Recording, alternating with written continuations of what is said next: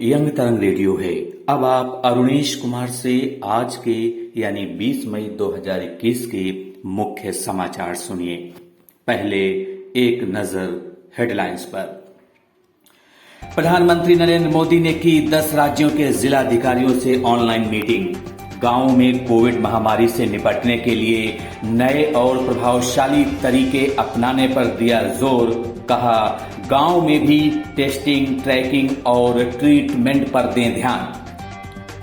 Covid से स्वस्थ होने की राष्ट्रीय दर बढ़कर 86.74% हुई। पिछले 24 घंटे में 2,76,000 लोगों में कोरोना संक्रमण की पुष्टि। कोरोना के बीच ब्लैक फंगस बीमारी के केस लगातार बढ़े। केंद्र ने जारी किया अलर्ट। अब तक 4 राज्यों ने ब्लैक फंगस को महामारी किया घोषित। ताउते तूफान के बाद अब बंगाल की खाड़ी से यास तूफान आने का अलर्ट मौसम विभाग ने किया जारी। नौसेना ने बार्ज P305 जहाज से 188 लोगों को बचाया। लापता 38 लोगों की तलाश जारी। और इजराइल और फिलिस्तीन के बीच हिंसक संघर्ष जारी। चीन ने किया फिलिस्तीन का समर्थन। इजरायली दूतावास ने जताया कड़ा विरोध। अब समाचार विस्तार से सुनिए। प्रधानमंत्री नरेंद्र मोदी ने कोविड महामारी से गांवों को बचाने के लिए 10 राज्यों के जिलाधिकारियों से ऑनलाइन मीटिंग की। हरियाणा, केरल, महाराष्ट्र, ओडिशा, पुदुचेरी, राजस्थान, छत्तीसगढ़, उत्तर प्रदेश, पश्चिम बंगाल और आंध्र प्रदेश के डीएम से बात करते हुए उन्होंने कोरोना की चुनौतियों से निपटने के लिए एक ठोस रणनीति और नए तरीके बनाने की बात कही। पेश है एक रिपोर्ट। प्रधानमंत्री नरेंद्र मोदी ने कहा कि आज कोविड की दूसरी लहर में वायरस ने अपना रूप बदल लिया है। इससे निपटने के लिए नए तरीके से ठोस और प्रभावशाली रणनीति बनानी होगी। उन्होंने वैक्सीन की बर्बादी पर भी चिंता व्यक्त करते हुए कहा कि केंद्र सरकार सभी राज्यों को वैक्सीन की आपूर्ति बनाए रखने के लिए कोशिश कर रही है। उन्होंने कहा कि स्वास्थ्य मंत्रालय 15 दिन के टीकों की उपलब्धता की जानकारी राज्यों को दे रहा है।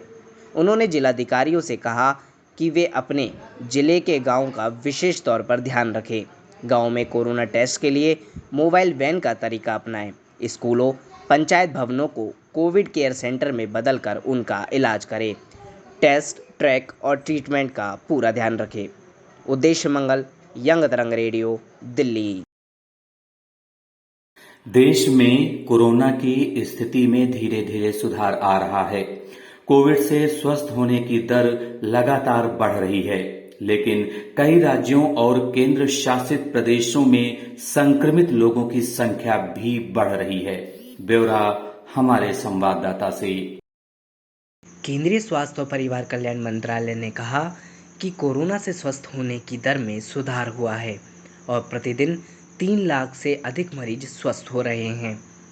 ठीक होने की दर 86.74% हो गई है। पिछले 24 घंटों के दौरान 3,69,000 से अधिक मरीज ठीक हुए हैं।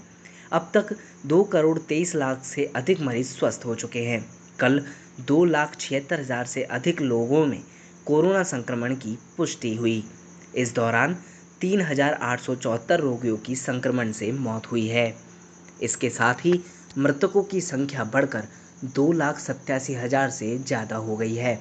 वहीं अब तक 32,23,00,000 की जांच हो चुकी है। राधेश्याम गुप्ता, यंग तरंग रेडियो, दिल्ली। कोरोना के साथ साथ अब ब्लैक फंगस की बीमारी भी एक बड़ी चुनौती बनती जा रही है।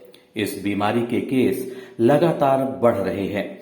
स्वास्थ्य मंत्रालय के मुताबिक इस बीमारी का इलाज कई मोर्चों पर करना होता है। इसमें से eye surgeon, ENT specialist, general surgeon, neuro surgeon और डेंटल मैक्सिलो सर्जन भी शामिल हैं। इसके इलाज में एम्पिटोथेरेसिन बी इंजेक्शन को इलाज के तौर पर प्रयोग किया जाता है। यह एक एंटी फंगल मेडिसिन है।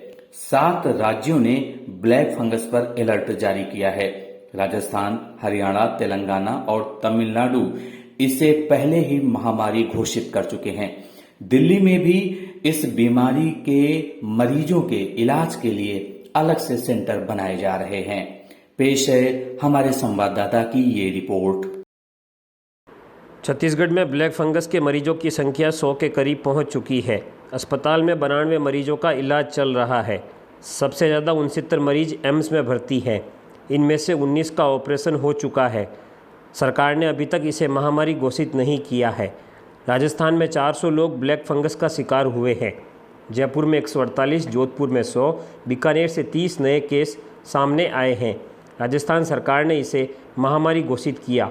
वहीं मध्य प्रदेश की राजधानी भोपाल में बीते 27 दिन में ब्लैक फंगस के 239 मरीज आ चुके हैं। 10 मरीजों की मौत हो चुकी है, जबकि 174 अस्पतालों में हैं।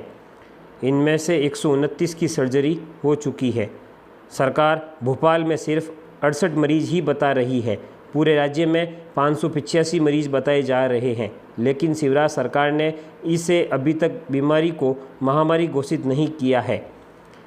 तेलंगाना सरकार ने भी ब्लैक फंगस को महामारी एक्ट में नोटिफाई करने की जानकारी दी है। तेलंगाना में ब्लैक फंगस के 80 मामले सामने आ चुके हैं और तमिलनाडु में अब तक महज 9 केस सामने आए हैं, लेकिन दूसरे राज्यों की स्थिति को देखते हुए इसे महामारी एक्ट में नोटिफाई करने का फैसला लिया गया है।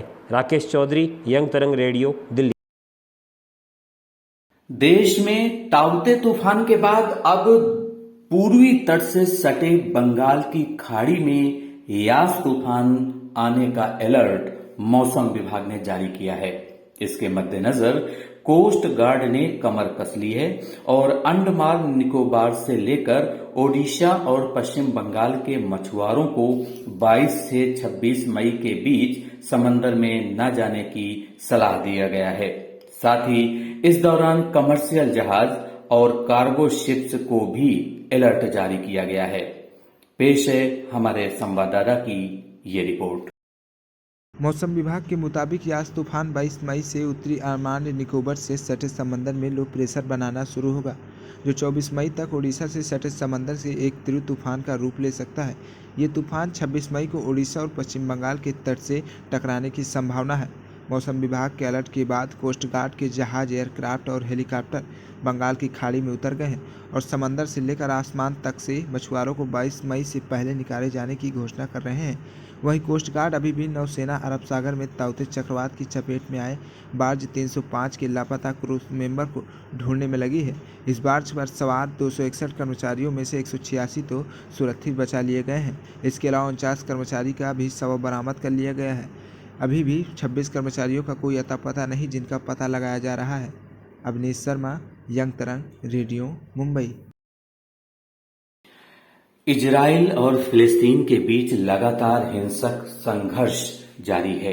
इस मामले पर चीन यूएन में इजराइल की तरफ से फिलिस्तीन पर किए जा रहे हमले के खिलाफ निंदा प्रस्ताव ला चुका है, लेकिन अमेरिका ने इसे वीटो के जरिए रोक दिया था। वहीं चीन के सरकारी मीडिया द्वारा फिलिस्तीन के समर्थन के बाद इजरायली दूतावास ने कड़ा विरोध दर्ज कराया है। दूतावास ने अपने सोशल मीडिया पोस्ट में कहा है कि यहूदियों का दुनिया पर नियंत्रण वाला सिद्धांत अब पुराना हो चुका है। यह सिद्धांत एक साजिश के तौर पर लाया गया था। दुर्भाग्य से यहूदी विरोधी चेहरा एक बार फिर सामने आया है। सरकार नियंत्रित चीन की मीडिया का खुलेआम यहूदी विरोधी कवरेज परेशान करने वाली है। इधर सऊदी अरब, तुर्की, पाकिस्तान और चीन समेत कई देशों ने फिलिस्तीन को अलग देश बनाने की मांग की है। इन लोगों का कहना है कि स्थायी समाधान के लिए फिलिस्तीन एक स्वतंत्र मुल्क बने, जिसकी राजधानी यरूशलेम हो। हालांकि इससे पहले इजराइल के पक्ष में वीटो कर चुके अमेरिका ने इजराइल से यह लड़ाई रोकने की नसीहत दी है। अमेरिकी राष्ट्रपति जो बाइडेन ने इजरायली प्रधानमंत्री बेंजामिन नेतन्याहू से फोन पर बातचीत की। इस दौरान उन्होंने सीज फायर यानी संघर्ष विराम के लिए जल्द और पुख्ता कदम उठाने का सलाह दिया। वहीं इजराइल के राष्ट्रपति नेतन्याहू ने साफ तौर पर कहा है कि उनका देश हमास आतंकी संगठन पर हमले करना बंद नहीं करेगा।